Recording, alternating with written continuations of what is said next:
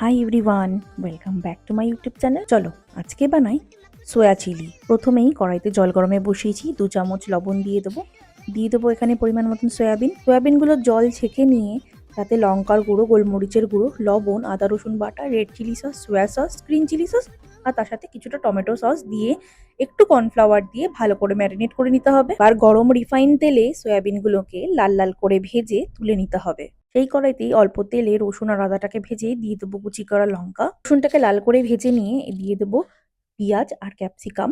তাতে নুন দিয়ে একটু ভালো করে ভেজে নিতে হবে। এবার একটা বাটিতে tomato sauce, red chilli sauce, soya sauce, লবণ আর গ্রিন চিলি সস আর চিলি পেস্ট, তার সাথে চিনি দিয়ে একটা সসের পেস্ট বানিয়ে দিয়ে দিতে হবে পেঁয়াজ আর ক্যাপসিকামের মধ্যে। গ্রেভিটা ঠিক হয়ে গেলে উপর থেকে স্প্রিং অনিয়ন ছড়িয়ে দিয়ে সয়াবিনগুলো দিয়ে কর্নফ্লাওয়ার স্লারি দিয়ে ফুটিয়ে ধনেপাতা দিয়ে গরম মশলা লেবুর রস দিয়ে নামিয়ে নিলেই তৈরি হয়ে যাবে আজকের রেসিপি।